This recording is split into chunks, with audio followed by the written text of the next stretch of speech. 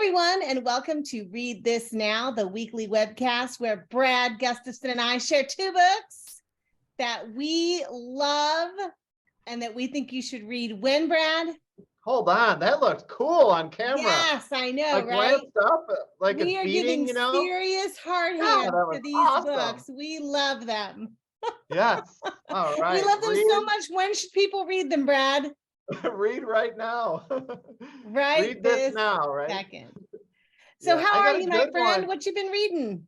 Well, random. I don't know why I just thought of this. Last time we talked, and I forget if it was pre-show or during the show, but I was telling you that I was having this moral dilemma of so many books I want to go back and reread, but yet I don't want to miss out on what's coming up. And I think you had said, well, maybe check out audiobooks because then you can listen. So I did that, Jen, and I started this series that will, had I started rereading it again, it probably would have tanked all my other reading life probably for like 6 months, but I've been loving it.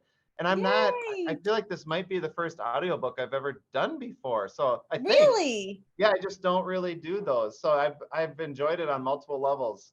So my ride to work, yeah, I started at home, but then even this morning on my ride to work, I got to revisit a story that I just loved. And it's it's like I said, a really long series. So I'm excited to revisit those characters and get into that world. So. Yes, I can't remember if we talked about it on the show or before the show, but I love audiobooks anyway. I listen to a lot of audiobooks, but during the holidays, that's a tradition I have of going back and listening to one particular series again while I'm doing all my wrapping and all that kind of stuff. It's a tradition that I love, and it allows me to like be reconnected sort of with an old friend when I hear the book start, and it's a way for me to revisit a series that I love. But just like you, I feel like I can't really devote time to it, just sit down and read. Maybe sometime I will, but I can't do it right now. Right. And maybe it's true with other things in life. One moral dilemma leads to another, because I'll be in the car with my son here in a little bit. And I'm like, I want to listen to the book, but I don't know how that'll go over with him. Like, Dad, are you kidding me? Like, because he likes to talk too, which is obviously a really good thing. So that'll be interesting. How we'll see how the ride. I love it. You'll have to let me know. You'll have to let us know. We'll be waiting patiently to know who won out, the book or your son. Would it be inappropriate to earbud it where I'm listening in one ear and conversating in the other? I love it. Your secret's safe with me. Yeah. All right. I got a book I thought people would really, really like. This one made me think of a lot of people in life, maybe adults, maybe kids, who show up and do the best they can and maybe just do really good, but they're not perfect, but other people maybe see them as perfect, but yet they're struggling. Just, they get annoyed by things or they're not perfect. So I loved it for all those reasons. So the book is called Sometimes I Grumblesquinch. Have you seen this one yet, so sweet. I love that mouth. And I do want to read just the first few pages and then I'll stop because it sets the tone really well. So my name is Katie Honors. You like that name? Katie Honors. And I'm a really nice kid. I always get along nicely. I'm happy to play any game when a friend comes over. Even if I lose, I'm a good sport. Good game, I say. Either way, I hardly frown. If there isn't mango sorbet at the store, I say, that's okay. I like cookie dough too. Mom smiles and says I can get sprinkles, which is extra. I didn't even ask. Katie is such a pleasure, Mom says. She really is, Dad agrees. All the while, there's a little sibling causing havoc. So for Katie to be a pleasure in that situation is pretty significant. And then the last page I wanted to read. I fit perfectly in their hugs. They're very proud of me, but there's something they don't know. And I'll stop there. And I just love how Rachel Vail and Hyewon unpack the rest of the story. And they show that the whole complete people, kids, I mean, as great as they show up, oftentimes they're some things are hard for them and they get annoyed. And then my mind went to the perceived pressures some kids have, whether they're perfectionists, and they're trying to live up to expectations and live those authentically while they're struggling with certain stuff. And sometimes it's just like in the case of the book, just a drooling brother. It doesn't have to be anything overly complex, right? So I loved it. And the author, the name that they gave this, at least in the beginning of the book, is Sometimes Something Kind of Squeaks Out. Yeah. Like a sentiment of discontentment, for example. And they refer to it as grumblesquinching. Sometimes I grumble squinch. So just a fantastic read. And I thought of even kids I know, how proud of them I am, but also how much it's okay to not have to be perfect. And we all maybe grumble squinch sometimes, and that's okay. And you can learn from that, but also it's okay. So I wanted to share this with people. I think so many families or teachers could have just great classroom conversations centered around this book, while also getting some laughs and noticing some things too. So I recommend you read this now. It's so cute. I love it. And even though I know this isn't the point of the book in any way, when I read it, I kept thinking about older siblings, because even there is the younger sibling, and there's sort of that funny thing about how she's such a delight while the younger sibling is wreaking havoc or whatever.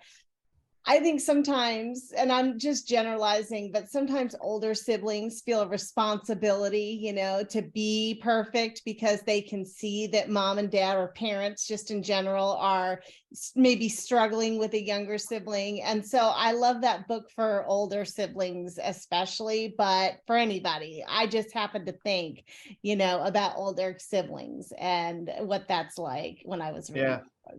Yeah, thanks for sharing that connection. What do you got for us? Okay, so, as we round out the end of the year, you and I have been talking in our sort of pre-show conversations about, wrapping up Read This Now for this particular year. And so I've, of course, been going back and looking at the data, the numbers, the books we've shared, and what type of books or whatever. And I feel like, Brad, this year in particular, we could have devoted the entire year to just middle grade fiction and still not have gotten through all the great middle grade books that have been published this year. This year it's really been a good year for books in general, but middle grade in particular, wow, just knocked out of the park.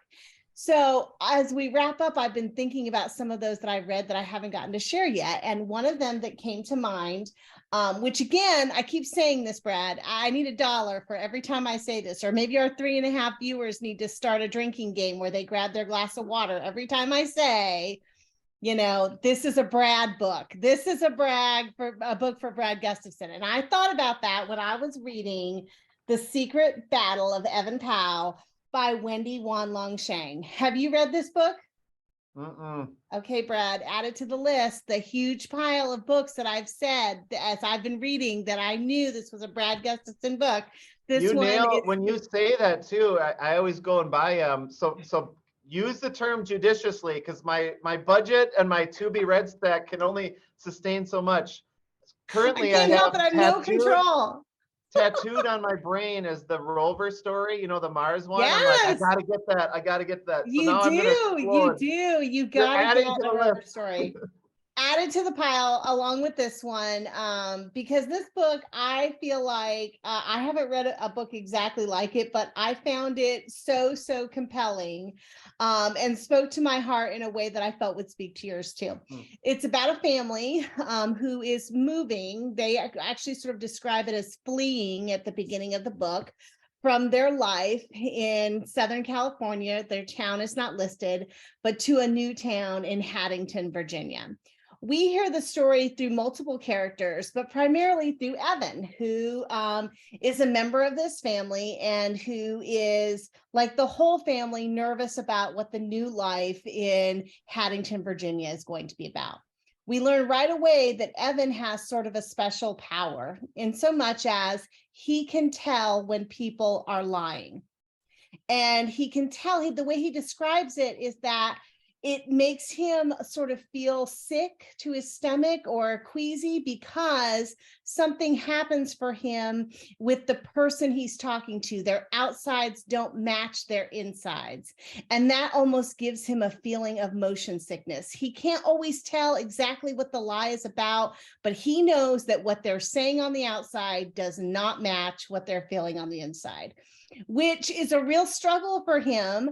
Not only because it puts him in this situation where he's like constantly having to deal with this like motion sickness feeling when people are not telling the truth, but also because that particular power didn't seem to work or seem to be turned off when it applied to his dad, who has been telling some really big lies that I won't give away now, and is the reason why the family is having to flee to Virginia. And so Evan, is both concerned about why he wasn't able to pick up on his dad's lies, and also keeps hanging on to this feeling, this hopeful feeling that maybe his dad wasn't lying after all.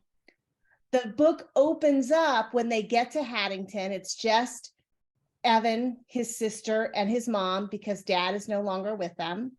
And what he finds is that Haddington, Virginia is very, very different from his town in Southern California. And you can think about lots of ways, but one of the most jarring ways for Evan and his family to begin with is that Evan is the only Asian kid in his sixth or seventh